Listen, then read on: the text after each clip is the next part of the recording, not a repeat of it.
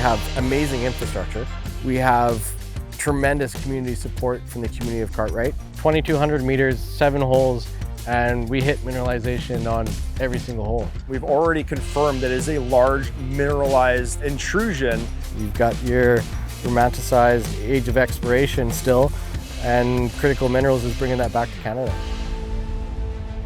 SAGA Metals has paid Pinnacle Digest for marketing services, including producing and disseminating this video interview. Pinnacle Digest parent company owns shares and warrants of SAGA Metals Corp. This is not financial advice. Please read the full disclosure at the end of this video. Mike, thanks for joining us. A little different than the wind and snow we had in Labrador in June. Yep.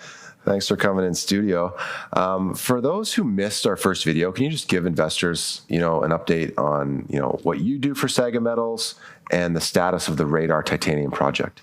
Yeah, you bet. So I work as kind of the geologist of SAGA Metals, if you will, and our updates on the Radar project going back to winter of last year was, proof of concept. We drilled maiden drill program on the Radar project, which was pretty exciting, and even more exciting were the results that we garnered from that.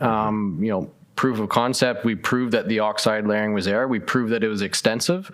We proved that the grades were exactly what we wanted them to be in some cases even better. And we've been able to build off of that. So obviously precious metals are very hot these days. Gold and silver are making new all-time highs. It feels like every day they're making new highs today.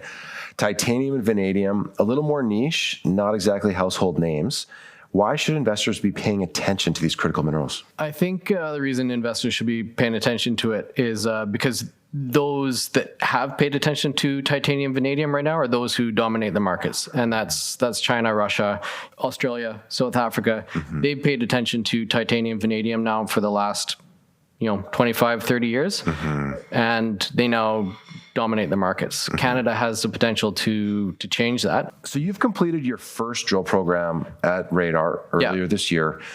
Just take us over what was accomplished and how important was it for the company? Yeah, so the first drill program that we accomplished back in the winter of 2025, 2,200 meters we put into the ground, 7 drill holes. We intercepted the oxide layering at 3 different spots along strike. We proved out our width of our zones, in some instances almost 300 meters width of oxide layering, which is pretty exciting, especially because geochemically we've been able to prove that those are homogeneous results through that. So we're not getting a lot of complicated, diverse layers or phases. Geochemically, they're the same. So great width, proof of concept, and that was now the framework of that. We've drilled 1/40th of our 20-kilometer inferred strike right now. So most of the work has been done at the Hawkeye zone. Correct. Now, the Trapper zone has been in the news a lot. How does it relate? Yeah, so the Trapper zone, originally based off of our historical geophysical compilation, showed that there was 2 large anomalies. We had guys in the field this summer running ground geophysics, exact same thing we did at Hawkeye zone, proving that it's not just 2 anomalies. That's actually one long anomaly, which is very, very important for a couple of reasons. One, it's proved that our historical compilation, again, was true and accurate. The exact same spots that it showed these anomalies were there. We've been able to prove that it is real, geophysics and trenching and surface samples. But 2, it shows that this is also continuous, which has been our theory from the start, that potentially the Hawkeye zone on your eastern side wraps around in a horseshoe shape, and the other side of the horseshoe is the Trapper zone. Being able to prove that is real is very, very significant, because that accounts for, I believe, just shy of about 16 kilometers of what we believe to be 20 or plus 20 kilometers of what this strike actually could be. So you've been doing work on the project. What's the latest? Where does it stand? So the latest work that we've done, being the geophysics, the trenching, putting some trail networks in, doesn't sound exciting, but huge upgrade. Roman Empire was roads first. Like, you get that trail into these zones, we now have a 4-kilometer trail that follows right on top of the oxide layering. That's going to bring the economics of our drill programs down significantly. Looking at where we were with the Hawkeye zone, being around that $550 per meter mark, you get a trail in and you can drive that drill right up to where you need to drill. That has the potential of bringing it down $200 per meter less than what we we had before, and the access and how long it takes for guys to get to the area. It's a big game changer. It's going to allow us to move it forward. Like that trail, what we've called the Trapper Trail, that's now our artery, our main artery for the entire project. So just to confirm, Mike, only the Hawkeye zone has been drilled. Can you explain where the Trapper zone sits? Yeah, so where Trapper sits and kind of the importance of it is, as I mentioned, this kind of analogy of a horseshoe. You've got the Hawkeye zone on one side of the horseshoe and the other side being Trapper Coming down. Yeah, you want to prove that this thing's connected and it is as large as it is, and Trapper's the way to do that.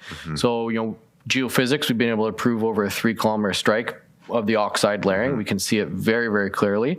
We have surface samples.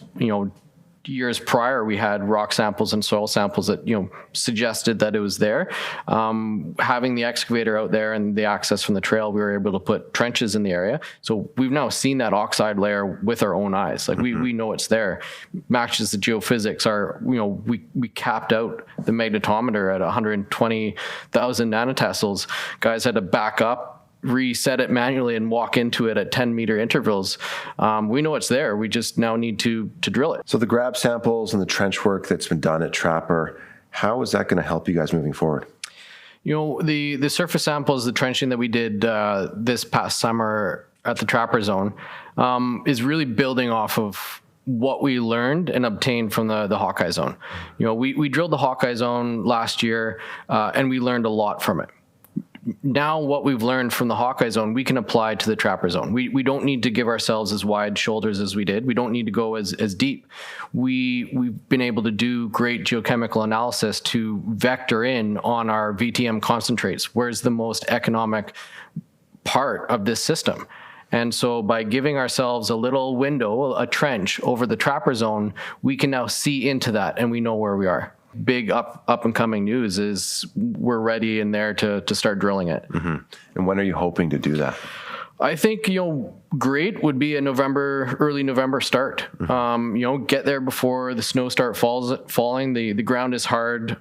We've got the access in, and, we could put a 4 to 6 week program in the Trapper zone, anywhere from 1,500 to 2,000 meters before Christmas. And if we can come out of that, I think we're making a good start to jump into the new year.